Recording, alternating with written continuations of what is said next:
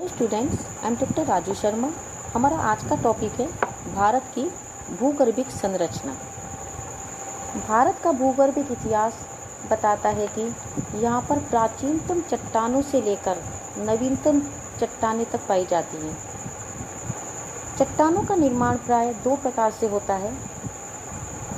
पहला, आदि चट्टानें, जिनका निर्माण पृथ्वी की आंतरिक शक्तियों के कारण होता है। दूसरी, वे चट्टानें जिनका निर्माण आदि चट्टानों के रूपांतरण या उनके अपरदित होकर उन्हें जमा होने से होता है। भारतीय चट्टानों का भूगर्भीय वर्गीकरण यदि किया जाए तो ये कई प्रकार की हैं, जैसे आर्कियन समूह की चट्टानें, पुराण समूह की चट्टानें, द्राविडियन समूह की चट्टानें और आर्यन समूह की चट्टानें। अब हमारा पहला है आर्कियन समूह की चट्टानें। इन चट्टानों को दो भागों में विभक्त किया जा सकता है। पहला आर्कियन क्रम की चट्टानें, दूसरा धारवाड़ क्रम की चट्टानें। विद्वानों का विचार है कि जब पृथ्वी सबसे पहले ठंडी हुई तब आर्कियन क्रम की चट्टानों का निर्माण हुआ। इन चट्टानों का बहुत अधिक रूपांतरण हो चुका है और ये अपने असली रूप को खो चुकी हैं। ये रवेदार हैं और इनमें जीवावशेष का अभाव है। इन चट्टानों पर आंतरिक शक्तियों का बहुत अधिक प्रभाव पड़ा है। ग्रेनाइट, नीस, शिस्ट प्रमुख चट्टानें हैं। ये प्रमुख रूप से तमिलनाडु, कर्नाटक, आंध्र प्रदेश, छोटा नागपुर का पठार और राजस्थान के हाड़ौती पठार में पाई जाती हैं। दूसरी जो आर्कियन समूह की जो चट्टानें हैं वो धारवाड़ क्रम की चट्टानें हैं। ये चट्टानें अपेक्षाकृत बाद में बनी। इनके निर्माण के पदार्थ आर्कियन क्रम की चट्टानों से प्राप्त हुए हैं। इन चट्टानों का भी बहुत अधिक रूपांतरण हो चुका है। विद्वानों का विचार है कि आर्कियन युग में आंतरिक शक्तियों का प्रभाव बहुत अधिक था, इसलिए इस समय सागरों में सिकुड़न के कारण पर्वतों का निर्माण हुआ। इस समय नीस और शिस्ट चट्टानों की उत्पत्ति हुई। अपरदनकारी शक्तियों के कारण इनका अपरदन हुआ और उस मलबे से प्राचीनतम अवसादी शैलों की उत्पत्ति हुई, जिन्हें धारवाड़ क्रम की चट्टानें कहा जाता है। धारवाड़ क्रम की चट्टानें वर्तमान पर्वतदार चट्टानों से कई प्रकार से भिन्न हैं। जैसे धारवाड़ क्रम की चट्टानों में रूपांतरण बहुत अधिक हुआ है। इनमें जीवावशेष नहीं पाए जाते। ये चट्टानें अपने मूल रूप में नहीं पाई जाती, केवल निचली घाटियों और गर्तों में इनके अवशेष पाए जाते हैं, जिनके ऊपर नए निक्षेप एकत्रित हो गए हैं। जीवावशेषों का अभाव का कारण यह है कि ऐसा अनुमान लगाया जाता है कि जब इन चट्टानों का जन्म हुआ तब पृथ्वी पर या तो जीवन नहीं था, और यदि था भी तो चट्टानों में जीवावशेषों का स्वरूप समय के साथ नष्ट हो गया। धारवाड़ चट्टानों के क्षेत्र को दो भागों में बांटा गया है: प्रायद्वीपीय धारवाड़ चट्टानें और भारी प्रायद्वीपीय चट्टानें। प्रायद्वीपीय धारवाड़ चट्टानें दक्षिण में कर्नाटक से कावेरी घाटी तक बेलारी, शिमोगा, कोलार और मैसूर में पाई जाती हैं। इसके अतिरिक्त मध्यवर्ती और पूर्वी दक्कन के अंतर्गत ये नागपुर, जबलपुर में सासर श्रेणी, बालघाट और भटिंडा में चिपली श्रेणी, रीवा और हजारीबाग में गोंडाइट श्रेणी और विशाखापट्टनम में उदोराइट श्रेणी के नाम से पाई जाती हैं। राजस्थान में ये अरावली श्रेणी के नाम से दिल्ली तक फैली हैं। गुजरात में ये चंपानेर श्रेणी के नाम से विस्तृत हैं। भारी प्रायद्वीपीय धारवाड़ चट्टानों के अंतर्गत हिमालय की जास्कर, लद्दाख, गढ़वाल, कुमायूं पर्वत श्रेणियों के रूप में ये चट्टानें पाई जाती हैं। हिमाचल प्रदेश में स्पीति घाटी के निकट वैक्रेता श्रेणी के रूप में ये चट्टानें पाई जाती हैं। कश्मीर में सेल खाला श्रेणी के रूप में ये चट्टानें पाई जाती हैं। प्रायद्वीप और भारी प्रायद्वीपीय भारत की धारवाड़ चट्टानों में कई मामलों में अंतर पाया जाता है। जैसे प्रायद्वीपीय धारवाड़ चट्टानों का बहुत अधिक रूपांतरण हुआ है। इनमें खनिज पदार्थ अधिक पाए जाते हैं। यदि आर्थिक महत्व की दृष्टि से देखा जाए तो ये चट्टानें भारत में पाई जाने वाली चट्टानों में आर्थिक दृष्टि से सबसे अधिक महत्वपूर्ण हैं।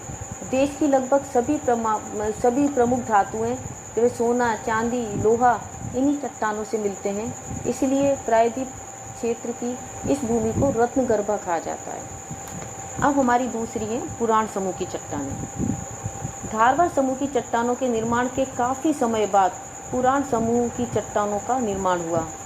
इस क्रम की चट्टानों को दो भागों में बांटा जा सकता है, एक कुडप्पा क्रम की चट्टानें और दूसरे विंध्यन क्रम की चट्टानें। अब पहली है कुडप्पा क्रम की चट्टानें। इन चट्टानों का नामकरण आंध्र प्रदेश के कुडप्पा जिले के नाम पर हुआ। यहाँ पर ये एक विस्तृत क्षेत्र में अर्धचंद्राकार रूप में पाई जाती हैं। समय के साथ साथ ये चट्टानें अपरदित होकर समुद्र व नदियों की निचली घाटियों में जमा हो गई हैं। इन चट्टानों का रूपांतरण तो हुआ है, परंतु यह धारवाड़ चट्टानों की अपेक्षा कम हुआ है। वितरण की दृष्टि से ये चट्टानें प्रायद्वीपीय भारत में प्रमुख रूप से कृष्णा नदी के किनारे फैली कृष्णा श्रेणी, नल्लामलाई श्रेणी, चेयार श्रेणी, पापाग्नि श्रेणी और पूर्वी राजस्थान में अजमेर, पश्चिमी मेवाड़, अलवर, अजबगढ़, मध्य प्रदेश में रीवा, ग्वालियर, छत्तीसगढ़, कर्नाटक में बेलगांव और गोदावरी की मध्यवर्ती घाटी में पाई जाती है। भारी प्रायद्वीपीय भारत में हिमालय श्रेणियों में ये चट्टानें कश्मीर, हिमाचल प्रदेश और नेपाल में विस्तृत हैं। आर्थिक महत्व की दृष्टि से देखा जाए तो धारवाड़ चट्टानों की अपेक्षा ये चट्टानें कम महत्वपूर्ण हैं। इनमें खनिज पदार्थ अपेक्षाकृत कम मिलते हैं। लोहा, मैग्नीज, सीसा, तांबा, रांगा, एस्बेस्टस, टॉल, संगमरमर और रंगीन पत्थर इन चट्टानों से प्राप्त होते हैं। विंध्यन क्रम की चट्टानें कुडप्पा चट्टानों के बाद बनी। इन चट्टानों का नाम विंध्याचल के नाम पर पड़ा। ये पर्वतदार चट्टानें हैं। इनका निर्माण जल निक्षेपों के द्वारा हुआ है। ये निक्षेप समुद्र व नदी घाटियों में एकत्रित हुए थे। विंध्यन क्रम की चट्टानें दो प्रकार की हैं, निम्न विंध्यन क्रम की चट्टानें और ऊपरी विंध्यन क्रम की चट्टानें। निम्न विंध्यन क्रम की चट्टानें उन निक्षेपों से बनी हैं जो समुद्र में काफ़ी मोटाई में जमा हुए थे। ये प्रमुख रूप से सोन नदी की घाटी में और आंध्र प्रदेश में दक्षिण पश्चिम में कर्नूल श्रेणी, भीमा नदी की घाटी में भीमा श्रेणी, राजस्थान में जोधपुर, चित्तौड़गढ़ और पालनी श्रेणी में पाई जाती हैं। दूसरी हैं ऊपरी विंध्यन क्रम की चट्टानें। ये प्राय नदियों में एकत्रित होने वाले निक्षेपों से बनी हैं। इनमें बलुआ पत्थर, शेल जैसी चट्टानें प्रमुख रूप से पाई जाती हैं। ये चट्टानें प्रमुख रूप से नर्मदा के उत्तरी भाग में, प्रायद्वीप के उत्तरी पश्चिमी भाग में, अरावली और उसके निकटवर्ती भाग में, पीर पंजाल और धौलीधार श्रेणियों में और शिमला और स्पीति घाटी में पाई जाती हैं। आर्थिक दृष्टि से देखा जाए तो इन चट्टानों से चूना पत्थर, बलुआ पत्थर, चीनी मिट्टी, अग्नि प्रतिरोधक मिट्टी प्राप्त होती है। चूना पत्थर सीमेंट उद्योग का आधार है। लाल बलुआ पत्थर इमारतों के निर्माण में काम आता है। सांची का स्तूप, दिल्ली का लाल किला, जामा मस्जिद, आगरे का किला इन्हीं पत्थरों से बने हैं। अब तीसरी हैं अपनी द्राविडियन समूह की चट्टानें। ये चट्टानें कैम्ब्रियन से लेकर कार्बोनिफेरस काल तक की हैं। ये चट्टानें जीवावशेषों से युक्त हैं और प्रमुख रूप से प्रायद्वीप के भारी भागों में पाई जाती हैं। नेक्स्ट है आर्यन समूह की चट्टानें। इसके अंतर्गत कार्बोनिफेरस से आरंभ होकर प्लीस्टोसिन काल तक की चट्टानें शामिल हैं। इन चट्टानों के कई प्रकार हैं, जैसे गोंडवाना क्रम की चट्टानें, दक्कन ट्रैप की चट्टानें, टर्शियरी क्रम की चट्टानें और क्वाटरनरी समूह की चट्टानें। भूगर्भवेत्ताओं के अनुसार गोंडवाना क्रम की चट्टानों का निर्माण अपर कार्बोनिफेरस युग से जुरेसिक युग के बीच हुआ। प्रायद्वीपीय भारत में ये मुख्य रूप से पाई जाती हैं, जैसे दामोदर नदी की घाटी में ये चट्टानें राजमहल पहाड़ियों तक विस्तृत हैं। महानदी की घाटी में महानदी श्रेणी, गोदावरी और उसकी सहायक नदियों की घाटियों में कच्छ, काठियावाड़, कटक, गंटूर, तिरुचिरापल्ली, रामनाथपुरम में भी ये चट्टानें मिलती हैं। ये चट्टानें प्रायद्वीपीय भारत के बाहर भी मिलती हैं, जैसे कश्मीर, दार्जिलिंग, सिक्किम और असम श्रेणी में भी ये पाई जाती हैं। इन चट्टानों का रूपांतरण बहुत अधिक हुआ है। भारत का 98% कोयला इन्हीं चट्टानों से मिलता है। इनसे बलुआ पत्थर भी प्राप्त होता है। आर्यन समूह के अंदर आने वाली दूसरी चट्टानें दक्कन ट्रेप की चट्टानें हैं। ये प्रायद्वीपीय भारत के 5 लाख वर्ग किलोमीटर भाग को घेरे हुए हैं। इनका निर्माण काल अपर क्रिटेशियस काल से इयोसीन काल तक माना जाता है। दक्कन ट्रेप मेनली बेसाल्ट और डोलोराइट प्रकृति का है। चट्टानें काफ़ी हार्ड हैं, लेकिन फिर भी काफ़ी समय से इनके कटाव के द्वारा जो चट्टानी चूर्ण बना है उससे काली मिट्टी का निर्माण हुआ है। इस मिट्टी को रेगुर या ब्लैक कॉटन सोइल भी कहते हैं। इस मिट्टी की ये विशेषता होती है कि गीली होने पर फूलकर चिपचिपी हो जाती है और सूखने पर तड़क जाती है। इसी ट्रेप से लेटेराइट मिट्टी बनी है, जिसमें एल्यूमिन, लोहे और मैग्नीज के अंश मिलते हैं। दक्कन ट्रेप की चट्टानें महाराष्ट्र के अधिकांश भाग, मध्य प्रदेश और गुजरात में प्रमुख रूप से पाई जाती हैं। इसके अतिरिक्त तमिलनाडु और बिहार के कुछ भागों में भी ये चट्टानें पाई जाती हैं। इकोनॉमिक वैल्यू की दृष्टि से देखा जाए तो इन चट्टानों से इमारती पत्थर की प्राप्ति होती है।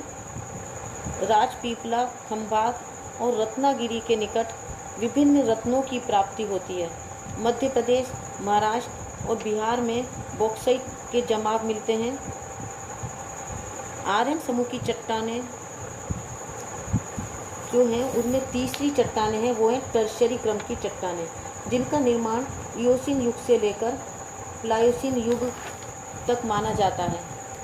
भारत के लिए इस काल का बहुत अधिक महत्व है, क्योंकि इसी काल में भारत ने वर्तमान रूप धारण किया था। टर्शियरी चट्टानें बाहरी प्रायद्वीपीय भूभाग में प्रमुख रूप से पाई जाती हैं। पाकिस्तान में ये बलूचिस्तान के मकरान तक से लेकर सुलेमान तीर्थर श्रेणी, हिमालय श्रेणी से होती हुई बर्मा के अराकान योमा श्रेणी तक फैली हैं। प्रायद्वीपीय भारत में इनका विस्तार तटीय क्षेत्रों में है। आर्यन समूह की चट्टानों के अंतर्गत नेक्स्ट हैं क्वाटरनरी समूह की चट्टानें, जिनके अंतर्गत प्लीस्टोसीन और वर्तमान काल के अवसादों को शामिल किया गया है। इस समय पृथ्वी के कुछ भागों पर हिमनद का विस्तार हो गया था। तापमान के गिर जाने का प्रभाव वनस्पति, पशु जीवों पर भी पड़ा। अनेक पशु समाप्त हो गए और अनेक अनुकूल जलवायु वाले क्षेत्रों में चले गए। कश्मीर की घाटी का निर्माण प्लीस्टोसीन काल में हुआ था। उस समय यहाँ पर कारेवा नाम का सरोवर था। इस सरोवर में जिन चट्टानों का निर्माण हुआ उन्हें कारेवा राशि कहते हैं। कारेवा राशि में बालू, चीका, दोमट और गोलाश्मु मिलते हैं। सतलज नदी की घाटी, नर्मदा और ताप्ती नदी की घाटी, गोदावरी और कृष्णा नदियों की ऊपरी घाटियों में प्लीस्टोसीन काल की प्राचीन तपकाप मिलती है। प्रायद्वीप और बाहरी प्रायद्वीप के बीच एक विस्तृत काप का मैदान सिंधु, सतलज, गंगा और ब्रह्मपुत्र नदियों द्वारा लाई गई काप से निर्मित है। यह काप दो प्रकार की है, बांगर और खादर। बांगर का रंग काला और इसमें कंकड़ भी मिलते हैं। ये मध्य प्लीस्टोसीन काल से लेकर अपर प्लीस्टोसीन काल की काप है। खादर का रंग लाइट है और इसमें भूमिगत जल का अच्छा भंडार मिलता है। ये अपर प्लीस्टोसीन काल की काप है। प्रायद्वीपीय भारत के तटीय भाग में बालू मिलती है। इस बालू में उत्तरार्ध प्लीस्टोसीन और आधुनिक काल के मोलस्क सीप पाए जाते हैं। गुजरात में रन ऑफ कच्छ में प्लीस्टोसीन और आधुनिक काल के जमाव पाए जाते हैं। पश्चिमी राजस्थान में थार के मरुस्थल में प्लीस्टोसीन काल के जमाव पाए जाते हैं। क्वाटरनरी समूह की चट्टानों में प्लीस्टोसीन क्रम की चट्टानों के अतिरिक्त आधुनिक क्रम की चट्टानें भी शामिल हैं। इन चट्टानों के निर्माण की क्रिया आज भी जारी है। महानदी, गोदावरी, कृष्णा, कावेरी, नर्मदा, ताप्ती नदियों ने अपने मुहानों पर कांप के विस्तृत जमाव किए हैं। इस प्रकार से कहा जा सकता है कि भारत का जियोलॉजिकल स्ट्रक्चर प्राचीनतम से लेकर नवीनतम चट्टानों से बना हुआ है। Thank you.